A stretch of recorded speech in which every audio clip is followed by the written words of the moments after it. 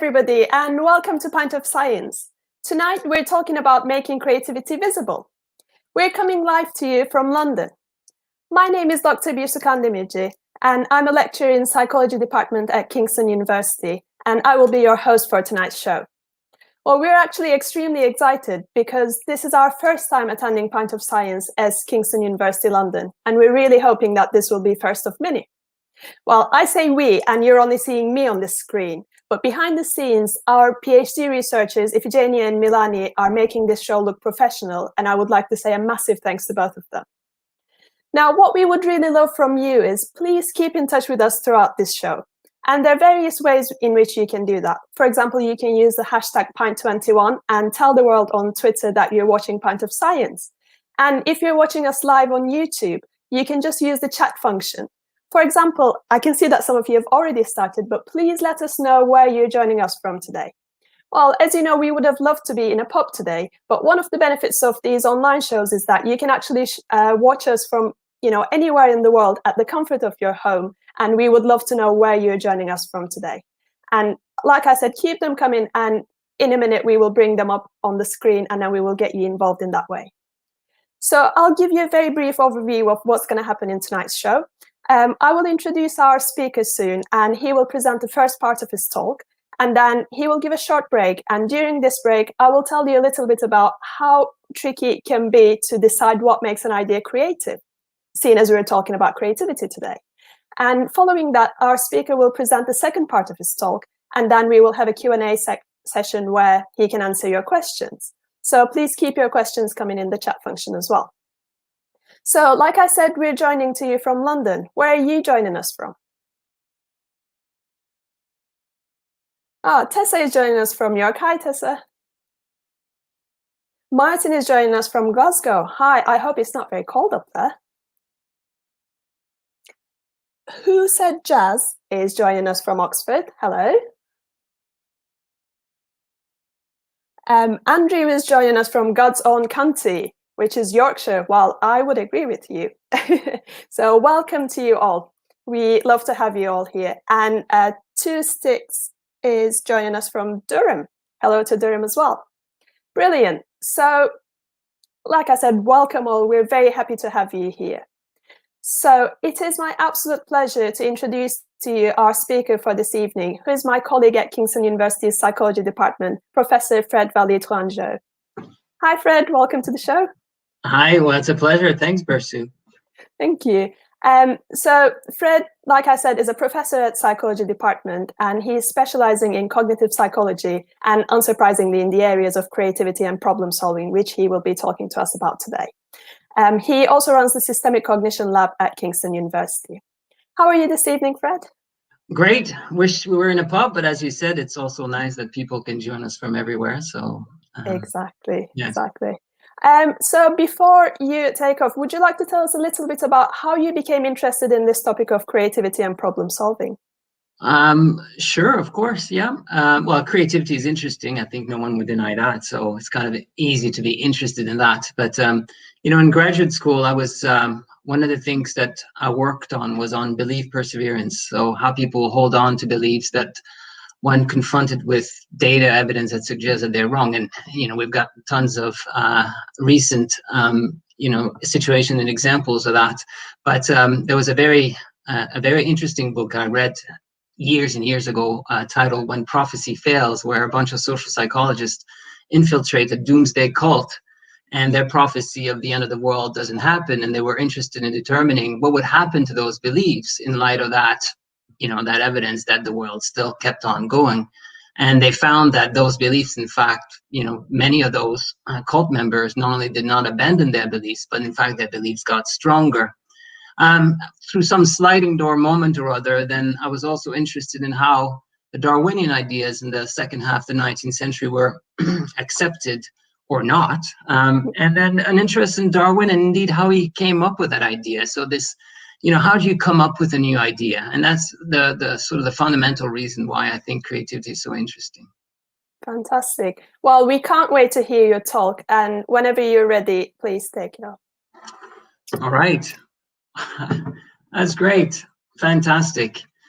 I've been staring the title of my talk for a little while now, getting ready for Pint of Science, making creativity visible. So there'll be some making. So there's a recipe of sorts, well, I'll show you the finished dish at one point. So yeah, we'll see it. It's certainly going to be visible. Now, the thing about making creativity visible is that, well, you know, you see creativity everywhere. It's not very hard to make it visible. You can hear it in a great crafty pop song or a fancier piano concerto. You can see it in museums. You can read it. You can read poetry. The thing is, creativity is everywhere. You can see it in a child's original Lego construction. Here's a restaurant where Chef Bridget is in charge of the kitchen. So creativity is everywhere. But what's more interesting for me, I think what's more challenging for researchers on creativity is how does it happen? So it's to make the process visible. And that's the topic of my talk tonight. Creativity, of course, is challenging to define, and Birsu alluded to the fact that she'll also explore those challenges during the break. But fundamentally, creativity is thinking of something new. That's easier said than done, but think about it. Think about an organism, an agent, a human being that doesn't know something and somehow morphs itself into knowing something new. So out of the routine, familiar things that you know, how do you then bootstrap your way out into a new being? How do you morph yourself into someone that now has a new original idea? So you think that possibly the mind is really intimately involved in that nearly magical, mysterious transformation. So our first bet then is that a lot of the work will be then shouldered by the mind. So let's look at the mind briefly. Now, our first hurdle, as Nick Chater would say, is, well, don't bet too much money on the mind, because the mind is flat. Now, the brain is extraordinary. It's complex, billions of neurons and their interconnection, and of course it does incredible things. But the conscious experience and the moment-by-moment awareness from which then we draw inferences about our motivation, the reason for our behavior, the reason for our choices, in fact, is incredibly shallow. There's no depth there to plumb creative ideas. So our first obstacle about understanding creativity, and indeed the challenge of making creativity visible, is that we can't really bet too much on the mind. And yet, when you read the reviews on the back of that Nick Chater book, we read that the mind may be flat, but this book is fascinating and rounded. Wow, how do you get from a flat mind to something that has depth and is fascinating and rounded? So it's that transition from a really uninteresting mental thing to something that is creative, innovative, and very interesting. How we go about cracking this process, better understanding how someone then can scaffold themselves into, or bootstrapping themselves into, thinking and doing new, original, creative things. A good clue to that lies, in fact, at looking at how writers write.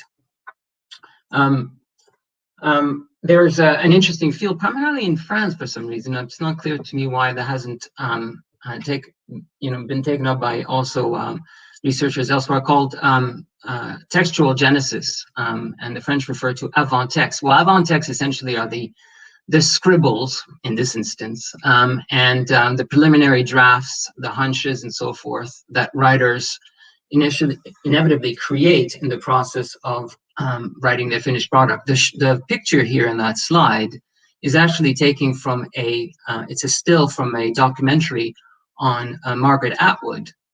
And obviously that looks nothing like The Handmaid's Tale or Alias Grace or The Blind Assassin. You name your favorite Atwood novel here. She describes her writing style, at least in the initial phases of writing, as downhill skiing or downhill writing. So it's a form of generative writing, right? She just writes all the hunches or crazy ideas, draws mind maps and arrows, and then thinks, oh, this is terrible and whatnot. Yeah, but so she makes traces. And so the flatness of the mind is well illustrated, I guess, in these initial scribbles, these initial drafts, because, you know, there's no depth here, not yet. And anyhow, I came across this wonderful bit from Patricia Hampel, and I'm going to actually read it to you in my best voice, in part because it's beautifully written. She writes, "It still comes as a shock to realize that I don't write about what I know. I write to find out what I know. Is it possible to convey to a reader the enormous degree of blankness, confusion, hunch, and uncertainty lurking in the art of writing? When I am the reader, not the writer, I too fall into the lovely illusion that the words before me, which read so inevitably, must have been written exactly as they appear. But here I sit before a yellow legal pad, and the long page of the preceding 2 paragraphs is a jumble of crossed out lines, false starts, confused order, a mess, not unlike the Atwood notebook that I showed you. The mess of my mind trying to find out what it wants to say. This is a writer's frantic, grabby mind, not the poised mind of a reader ready to be edified or entertained." So writers are confronted with the flatness of the mind, yeah? And yet somehow, I keep using the word bootstrapping and scaffolding, somehow they're able to elevate their art from these very messy beginnings. Ricky Gervais expresses a very similar sentiment in an interview with Nehal Arthanayake recently on BBC Sound. He says, he talks about the pleasure and the creativity that lies in not so much writing, but in rewriting. Right, so he's got this messy first draft. Says, "I can't wait to get 10 pages in my hands that I printed out, and I can start looking at it. That's interesting." And he's looking at an object. He's created an object, and then he can manipulate the object. He can sort of interrogate the object. You see from different angles. You visualize it. He says, if someone says, "Think of anything," it's a difficult task. You go, "What? Think of anything?" You know, you can't really. You know, it's difficult to just think of something new. The fun is playing with it once you've got something down. So once you've written 500 words, 1,000 words, you got 10 pages written, then it's interesting. And he says, that's what all writers do. And then the boring platitude sports brand, just do it. You can look back and think, well, that was rubbish. Yeah, but there's an interesting distance then between the writer observing and manipulating the object that he or she has created, and then building from that. And so that's very important to remember. Pierre-Paul Grasset, a long-forgotten zoologist who worked in the first half of the 20th century, long forgotten in part because he certainly was no Darwinian himself, but coined this term stigmergy, from sign and action. He's referring to the chemical traces left by a social insect. So these traces guide and inform the behavior of other insects. And in some sense, you can think of cognition and creativity as a form of self-stigmergy. That is to say, you lay down traces, you lay down some tracks, and these then also guide your behavior, your next thought. They trigger sort of thinking about different things. And then there is an interesting construction snowballing process where you erect slowly an interesting edifice, in this instance, a novel or a screenplay in the case of Ricky Gervais. Okay, so now we're sort of getting together some of the elements that will help us better understand the process of creativity. And now you can sort of bootstrap your way out of not knowing something and being, sort of being in the shackles of the flatness of your mind, to something that's much more rounded and interesting. And here are some of the instructions for unflatnessing the mind. And I'm going to illustrate more concretely once I go through this list. So basic flatness, that comes for free. That's fine. Now you got to look for traction in the material world.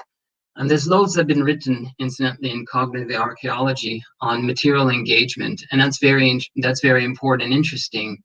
We need to translate these hunches and these ideas, and we need to externalize them and translate them into some kind of medium, some kind of material form. The very process then of translating these things results in objects. And these objects are the things that will enable you to scaffold your mind, as it was, and into building an interesting creative product. Time is of the essence. Inevitably, the process is developmental, it's gradual, it's recursive. So the mind may be flat, but time is deep. And the process definitely unfolds over time. What's interesting as well about the object that's created, the proto-object, right? So it's the first draft, the first 10 pages, but very quickly the object becomes smarter than you were before you started working on that project. So the object embodies a lot of thinking. It's a nice bit of transactive memory, what you thought before, and that's the object also enables you to then better see where you should go next. And that applies to professional writers, to sculptors, and to also anybody who's written a report or an essay. You struggle a bit to think of a plan. You struggle with the first few sentences, but eventually, after a paragraph, you're a little better situated as to what you want to say and where you should go forward.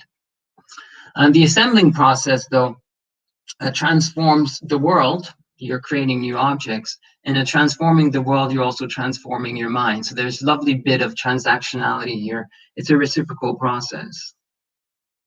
Creativity, I would argue, is not to be found in the mind. It's to be found in the object and in the process, I guess. But you'll see the process, in some sense, it's also quite prosaic. And you make creativity visible by tracing the assembling process. That's the unflatnessing. Let me give you a concrete example. Yeah, the French have an interesting word for a puzzle. They call them casse-tête. I guess you can translate that as either head cracker or head breaker. Of course, being Anglophiles themselves, they also say puzzle. Here's one I came across in a pre-pandemic crossing to France a few summers ago. This was a freebie in my daughter's Happy Nugget meal. It's not a very complicated puzzle. It's only 12 pieces. The shapes are all the same size, no problem. However, it was a difficult puzzle. Maybe the French kids are smarter. They're all Cartesians at heart, maybe. Who knows? So here you've got a selection window on the right. You've got an answer grid so the selection window is on the left, sorry, the answer grid is on the right. And so you've got to then transpose in a quite abstract way the letters into the answer grid from the selection window. And so my daughter soon gave up, and so did I. Why is this hard? Well, because here you've got to do all that construction mentally. The mind is flat, it's hard. It's a cognitive psychologist would call that a very heavy working memory load. It's very difficult to maintain that in mind.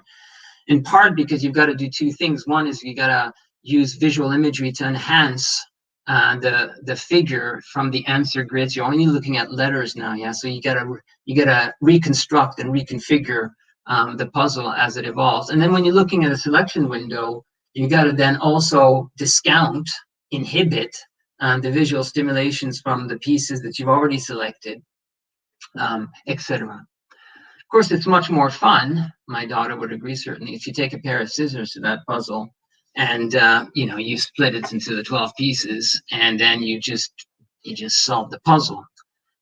Okay, so that's not rocket science, certainly. Let me illustrate my great puzzle solving skills. It's a very different process, isn't it? The psychology as well, if there is one to be written about that, is very different. But having said this, I think that it illustrates something very interesting about, in this instance, how you transform yourself from not knowing what the solution to the puzzle is to, in fact, getting a very good idea of what the puzzle should look like. What's going on here is that you're constructing an object, yeah? And the object is a nice bit of transactive memory. In some sense, it embodies your progress. As it embodies your progress, it also helps you make decisions. The environment overall becomes more cognitively congenial, in part because, of course, there are few pieces to select. So all in all, the problem-solving process and the creativity in solving this puzzle is aided, is enhanced by the construction and the evolution of this object. And this, by object here, I simply mean the puzzle itself. So as it's configuring itself over time into the image that's represented in the puzzle itself. So let me just finish this just to show off my puzzle solving skills. There we go. Thank you. So the message here really is what's interesting, what really we should pay attention to, I should say, is the evolution of an object. So you're constructing an object. The object is cleverer than you before you started the puzzle, and very quickly the object approximates sort of the normative solution. So you discover the solutions of the puzzle, and that the different stages of discovery are nicely embodied and represented in the evolution of that object. It also becomes easier and easier to select the pieces. So the environment then is more conducive to more efficient, clear thinking. So the flat mind then is nicely enhanced by the object and the cleverness of and the congeniality of the situation for solving the puzzle. All right, let's leave the Brittany Ferry puzzle there. We're going to take a break in a little while, but let me say something. Let's move then the story and the research from simple puzzles to what are known as insight problems. So psychologists who work on problem solving and creativity, I like to think they also study creative cognition, often use what are called insight problems. An insight problem is a relatively simple problem that's posed or presented to participants. And it's got a seductive interpretation. It invites a wrong interpretation and encourages a wrong path to the solution. What's so interesting about these problems and why psychologists like to work with them is because then they're interesting and confusing participants. They want to create a moment of impasse. They want to see participants get stuck using an unproductive way of solving the problem, and then they want to observe them to see whether they can overcome the impasse. Essentially, then, an insight problem invites an incorrect interpretation or encourages an incorrect way of solving it. And what's interesting from the psychology of the origin of new ideas is how people abandon the idea that's so unproductive, the interpretation that's so incorrect, and then adopt or discover a new interpretation. So they can elevate themselves from a state of being completely lost, facing a dead end, to one where they can see they have some in there. There's a horizon of new possibilities that enable them to solve the problem. Now, insight problems also are used to study the so-called eureka or aha moment, that kind of a sudden realization, this flash of insight, flash of inspiration. I'm not going to have much to say about this, in part because in my work I very rarely see it. There's a few sort of course, anecdotal accounts of these things. And the phenomena is sometimes also observed in the laboratory, so I don't want to necessarily diss that phenomena. But by and large, what we observe in the lab is not a flash of inspiration. People work long and hard at these problems. So let me, without further ado, let me illustrate a typical insight problem. This is a triangle, a coin problem. It's 10 coins configured in a triangular shape that points down. And the goal is to move some of the coins to make the triangle point up. So to change the configuration such that from pointing down, pointing south, it should point north. Well, that's pretty easy, isn't it? Like you easily can conjure up a triangular shape that points up. That's not the problem. The problem, however, is that there's this nasty constraint to this problem, is that you can only do so, that is to say, you can only solve this problem by moving 3 coins. So the solution, the correct solution, right? So if you move 4 coins to achieve your goal, that's an incorrect solution. The correct solution requires the movement of only 3 coins. I'm not going to tell you, some of you, of course, may be familiar with this problem. I'm not going to tell you the answer of this right now because I'd like to sort of work through the answer on the basis of a case study from our laboratory that I think illustrates quite nicely how creativity, in this instance, how the idea comes about, how a participant actually discovers the solution to this problem.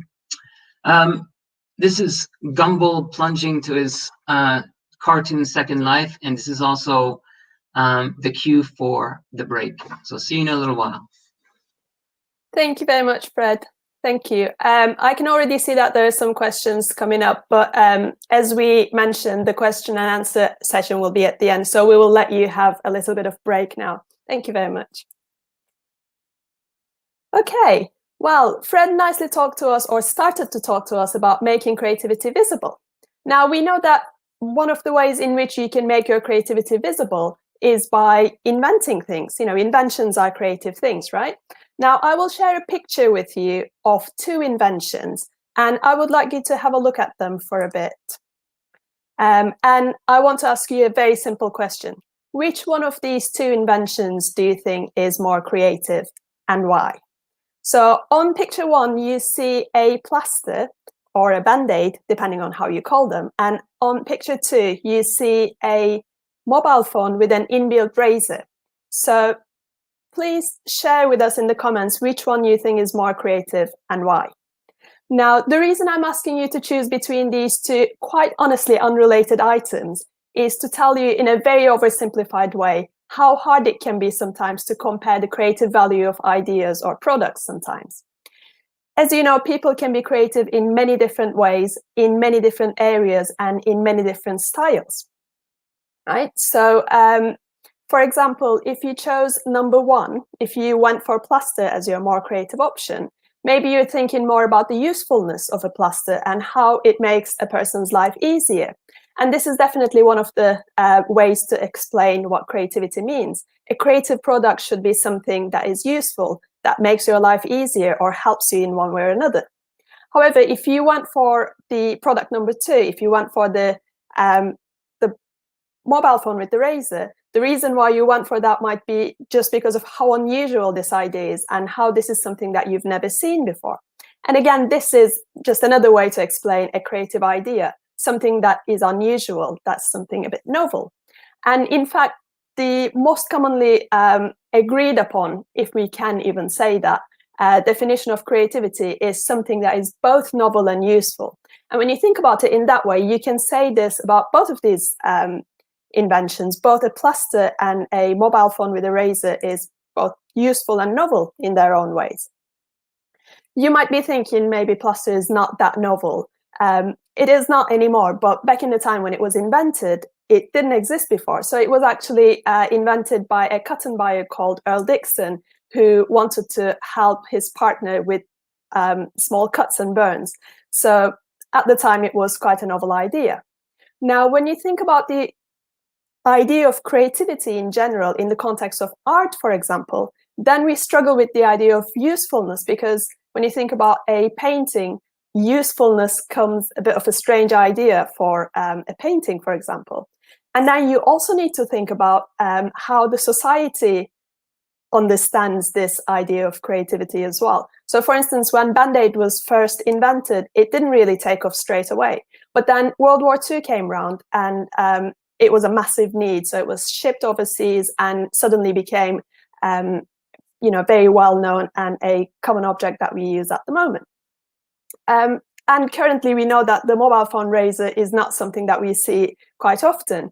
But if one day the flight companies decided to initiate this rule that you can only carry X many amount of electronic devices with you, then suddenly combining these electronic devices together will become something important, and maybe we will think that having a mobile phone with a razor is suddenly a very important thing. So when you think about an idea, and when you think about how creative it is, you might instinctively find one idea more creative than the other. Maybe when you're watching at home, you thought about one idea more creative than the other. But when you're asked why you think so, sometimes it's hard to explain why. And if you're in that situation, then don't feel alone, because even the creativity researchers are struggling with this idea to explain creativity in an encompassing way, just because there are many different ways of being creative.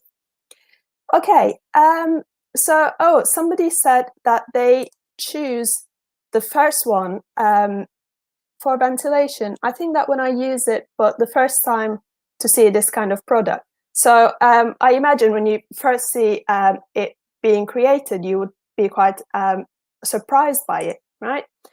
Perfect. So thankfully, we have someone with us who can talk to us a bit more about making creativity visible, and hopefully he had a little bit of a rest. So I would like to invite Fred back to give us the second part of his talk. All right, thank you. Thanks, Birsu. Nice razor there. Let's see whether I can, sorry, hold on a second. Yeah, all right. So yes, back to the triangle of coin. So what do participants do when you present them that kind of problem? So the point here is that it seems like a pretty easy problem. In fact, very few of our participants, and we've run this task many times over the years, solve it either instantly or within the first minute. Usually we give them 10 minutes to solve this. And what they do generally is they want to, because they've got to change the shape of that triangle such that it points up. What they do then is they start moving the coins up. And they go, okay, that's pretty easy. And there we go, that's the solution. But of course, if it's not the solution, because they've moved 6 coins. So that's not the solution, okay. So it's a tough problem. I'd like to illustrate now how one of our participants solved this problem. So it's a case study of sorts, right? Let me show you. That is, say the way we collected the data, we've got this observation lab in the psych department with overhead cameras. We present the problem on a electronic tablet, such touch screen, so they can touch the coins and move them about. And we've designed not only do we have overhead cameras and so forth, so we record them, but we've instrumentalized the procedure. By that I mean, we ensured that it was easy on the basis of video evidence to code very precisely all the moves. And out of this coding, then we can map the evolution of the object. And by object here, I mean the proto-solutions, the models of the solution that are built over time by our participants. And we could do this by presenting the problem on a 9x9 grid. We numbered the rows, we labeled the columns, we also labeled the coins, so we could keep track of them on the video data. So I'm going to present a case study. So that's one person solving a problem. It's very representative of our participants, by the way, in many ways, in that you'll see the process is labored and gradual. It's a little unrepresentative in that the participant I'm going to illustrate took over 50 moves to solve this problem, and the average number of moves is around 25. So this was someone that really worked long and hard and managed to solve the problem towards the very end of the 10 minutes that were allocated to discover, to have a new idea. Yeah, okay. Now, what I'm going to illustrate as well here, so that's the case study. So that's the coding of the results of the coding of the video. So you see the letters here correspond to the 10 coins. The Q, W, and R are the corner coins, the vertices. Now they're color coded here in this coding. They're not for the participants, yeah. And I've color coded them because these are the 3 coins that must be moved to solve the problem. There's a few bits of data on the top left corner that you can ignore that. That's just timing measures. There's also a graph on the right you'll see will be populated over time. There's 2 data series that will appear.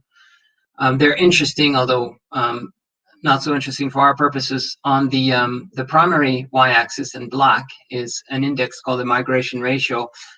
That's a measure of how close the evolving configuration approximates the normative or correct answer. And the migration ratio sort of asymptotes at 0.67 once the solution is achieved. So you'll see that line move about as a function of how the participant changes the triangle. On the secondary y-axis in red are the latency per move, and that's the time the participants took to move a coin. For the first few trials here, you'll see nothing, in part because the data series that I've plotted are running averages of the previous 5 moves. So let's just see how a new idea is born, shall we?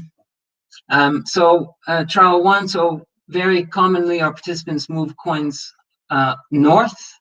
The goal is to make the triangles point north, so that's what this participant does. Now they're also given the opportunity of resetting the board.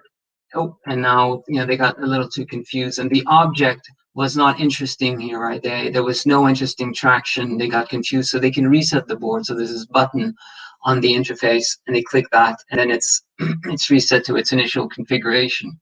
And here we go again. We're moving the coins up, and eventually we're going to reset again. Okay, reset. So that's 19 moves. None of the configurations. Now the construction process is not going very well. There's no useful scaffolding. It's very fragile. And we start again. So the board is reset, and we'll move the coins up. And these moves are motivated by that naive and incorrect interpretation of the problem. So that participant has not cracked the idea that really what you should do is move the corner coins down. So you need to establish the base of the triangle lower along row 7, and then just move the R up, and then you create the solution. But they're nowhere near that idea just yet. There's an interesting bit. If you look at the data series here, there's an interesting sequence of moves where you see the late sleeper move just skyrockets. And so there's very, very slow movement, and the migration ratio is quite low. And well, that suggests an impasse. So this is a behavioral marker of someone who's completely lost. They haven't quite given up, in part because they can move the thing and they can reset the board, but they become very sluggish, and they just can't see from the way the object evolves how to then modify the object to obtain a solution. Yeah, forget that. Okay, so we move. There's a reset. We move up. We move up. Moving up is not good, by the way. That doesn't work. And then something quite interesting will happen on move 46. The W is moved down. So that's a corner coin that's moved down. And now the object becomes interesting. Q is moved down. X.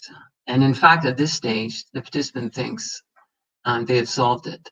And they make an announcement. So they call the experimenter, they click, make an announcement, and say, okay, I know I've solved it. Well, they haven't, because they've actually moved 4 coins, moved the X, the R, the Q, and the W.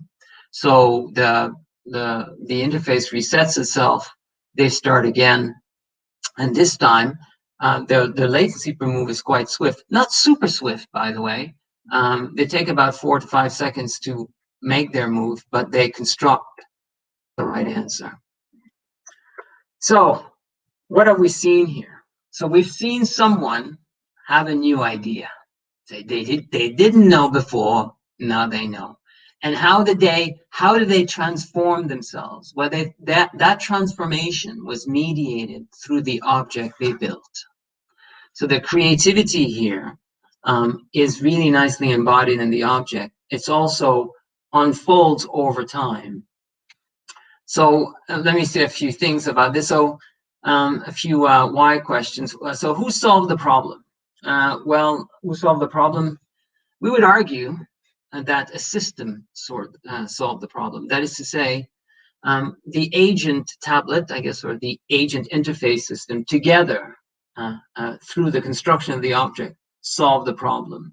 So it's not the problem. The solution of the problem doesn't reside in the mind of the participants. Eventually, the participants will understand the solution, but the solution is really co-constructed. So the mind evolves as the object evolves, and together they come to an appreciation of the normative configuration of the solution. When was the problem solved? Well, I would argue that the problem is solved once, but only once the solution is constructed. Now you may say, that famous move when one of the corner coin was moved down, go, I bet, that's an insight, that's a flashbulb moment. Well, no, Nick Chater, the minus flat guy, would say that those flashes of inspiration may be better termed flashes of suspicion.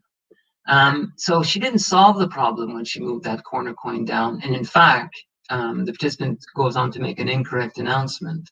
So there's no solution there, but there's a hunch, and the hunch is reified slowly.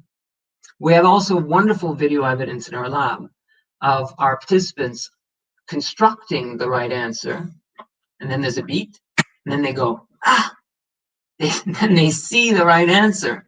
So you can't say then that the creativity in discovering the new idea is strictly mental. They didn't know until they saw it. So there's a very interesting bit of transactionality between the mind and the object in these tasks.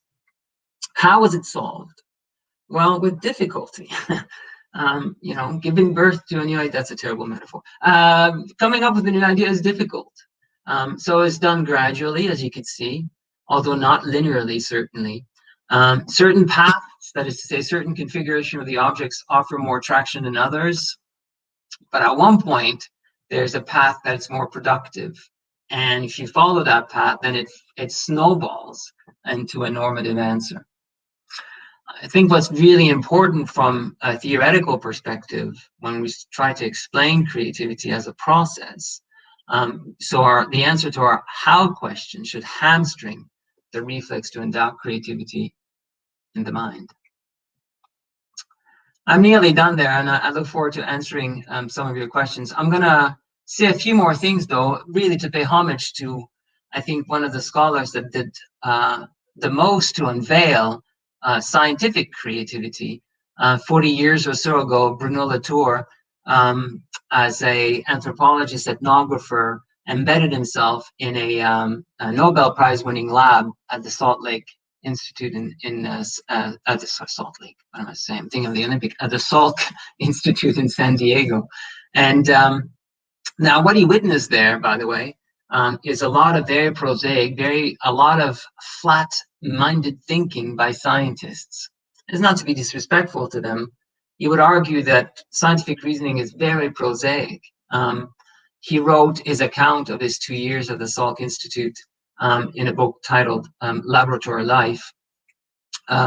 He wrote a number of papers, very interesting books, one of them being The Pasteurization of France, and the French version here is illustrated here. Latour was phenomenal then in showing just that sort of temporally distributed construction of new ideas in science and in technology. There's a lovely case study, for example, on how the instant camera was developed at the turn of the 20th century. In the last third of The Pasteurization of France, he talks about creating the possible. And he says the possible, in fact, talk of possibilities is the illusion of actors, agents, people, that move while forgetting the cost of transport. In fact, the last third of that book is full of these cryptic aphorisms. I think what he means here is that when you create the possible, right, when you think of new things, thinking of new things in itself is not thinking of something new, because you forget the cost of transporting it. What does he mean by transporting it? So he said the possible is not possible in the absence of transportation. Transportation here is the articulation of the idea through some media. It could be a conversation with an interlocutor. It could be a lab presentation, of course. It could be creating, designing a crafty experiment or a new inscription device. All of these involves transactions with the world. The idea is transported and translated into different forms. And the very process of transforming, or I should say transporting the ideas, changes the idea in the world. So transportation suggests perhaps a simple, straightforward implementation process. You have the idea, I know what I'm thinking about, and you simply translate it, you just write it down, and that's a full-fledged. And we know from the writers that that's, remember Patricia Hempel, she writes to know what she's thinking. So there's a co-constitutive process here that's interesting. The very process of articulating an idea transforms both the idea and the world. The process of playing with a triangle point, right, trying to test out certain hunches, transforms both the world literally, because you're manipulating the physical model of the problem, and you also transform your thinking about the problem.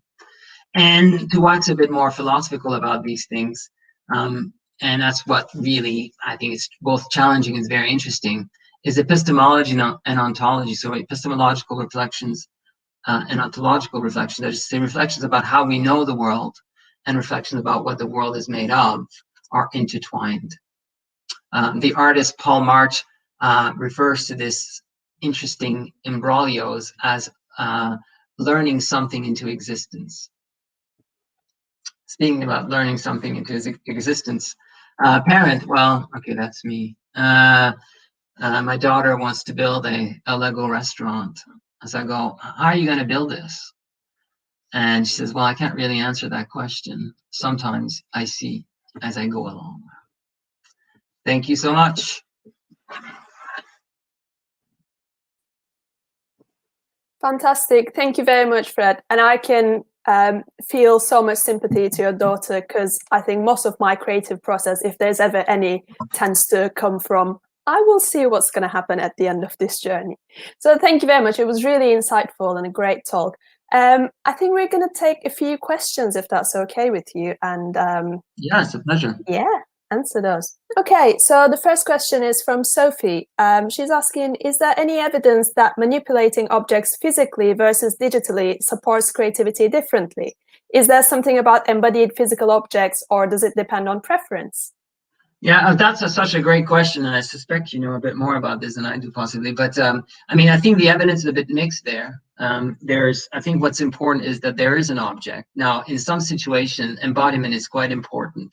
All the examples I gave you, for example, of writing, or in this instance, a triangle or coin, inevitably, because you're manipulating something physically, even though it's a digital object, nonetheless, you got to move, right? But there's no dexterity as such. The embodiment is not so important. I guess possibly, you know, but there's also work to suggest that even quite theoretical ideas are often best learned and taught through some form of embodied cognition.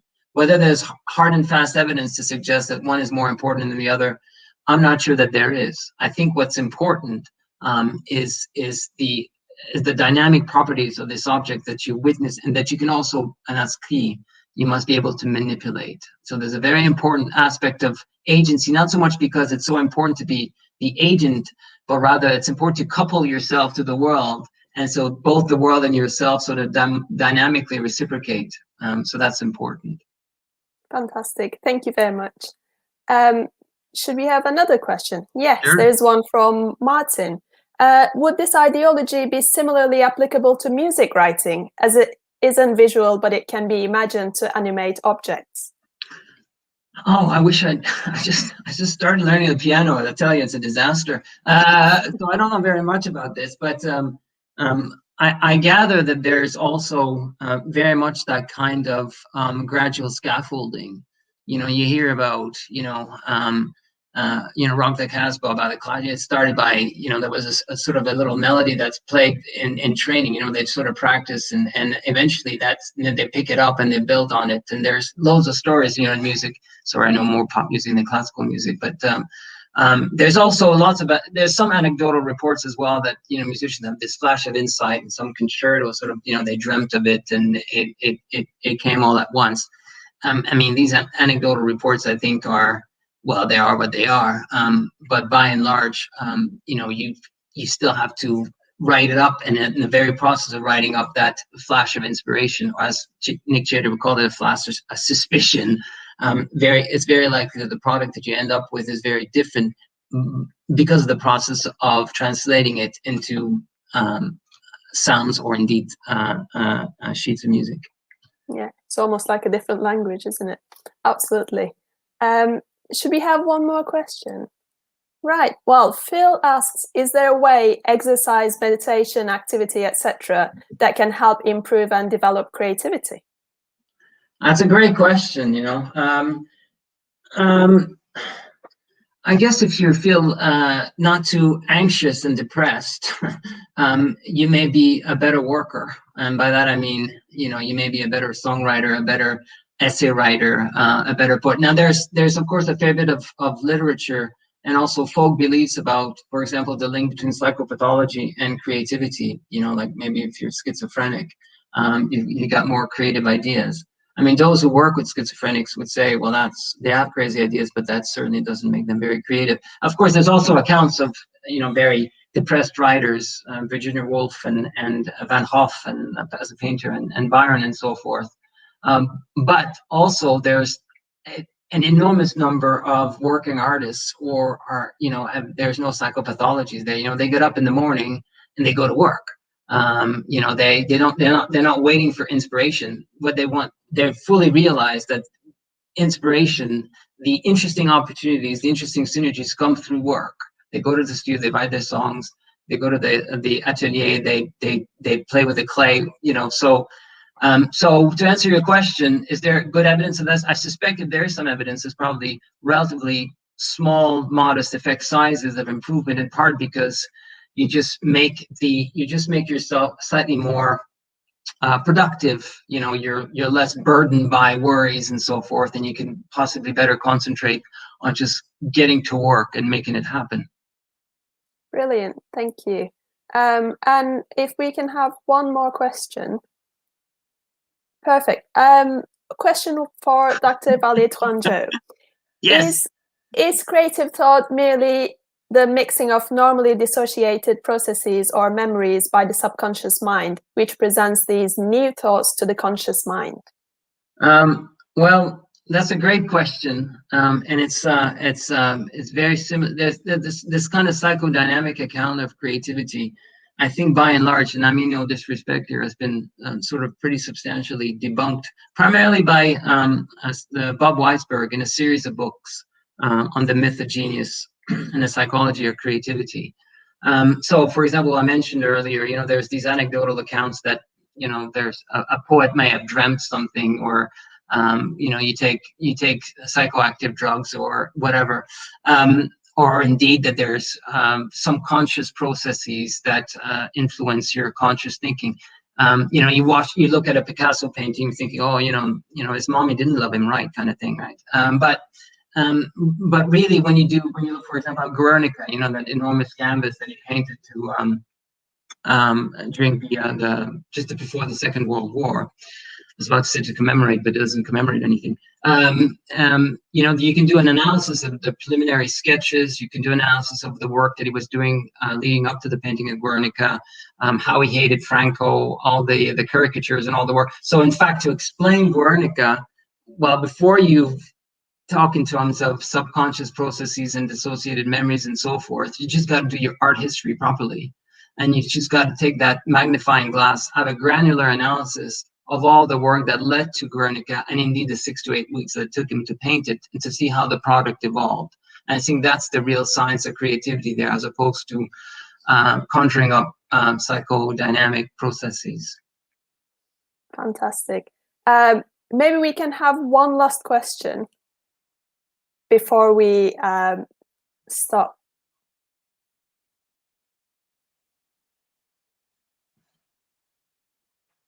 Oh. Okay. Why do problems differ in terms of their creativity? Oh, I think what I mean is, why do people differ in terms of their creativity? That's what I wonder about. Yeah, no, that's a great question. Yeah. Yeah.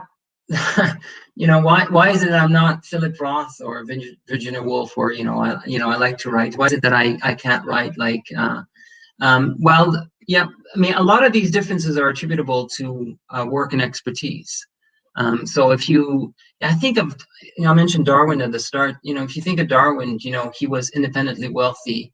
If he wanted to study barnacles for 8 years or earthworms for 6, he could, right? If he wanted to write endless letters to pigeon fanciers, he could. Like and then of course being an independently wealthy Victorian male at the time, he didn't really do any work at home, and so you devote this enormous amount of work and energy and concentration in reading and thinking and writing. So, in part of the reason why Darwin discovered these things is because not so much because he was so much more brilliant than his peers, but because he had so much time, and of course he had the special experiences, right? So he befriended a geologist at Cambridge. He'll get a better idea about deep time, and of course he circled the world for 5 years. He saw all manner of very interesting animals. Art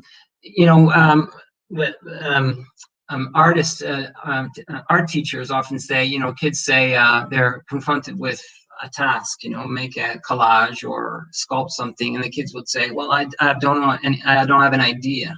And you know, working artists will say, well, you just have to start, just cut something, put something down, and so forth. So part of the reason why people differ so much is in part of the level of work, dedication, and expertise. So there's an expertise model of creativity, I think, that's quite important. And the other reason is that very few of us, in fact, can devote this inordinate amount of time to these tasks. And so that's part of the reason why there are differences in our levels of creativity. Fantastic. Well, thank you very much, Fred. It's been a very insightful and amazing talk, and thank you very much for answering the questions as well. No problem. Pleasure. Thank you. Thank you.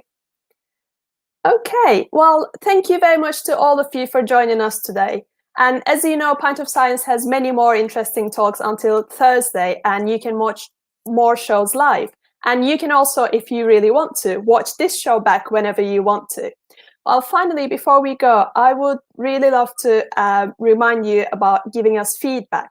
So this is something I always wanted to do. If you look at the comments below, if you look at the description, there's a feedback sheet. And if you fill out this feedback form, we would really love to hear what you thought about this show, but also you can be in chance for winning some Pint of Science merchandise. So please do give us some feedback. And I mean, above everything else, we thank you very much for joining us today, for your lovely comments, your questions. You made it such a fun evening for us. We had a great time, and we really hope that you did too. So thank you so much. Bye.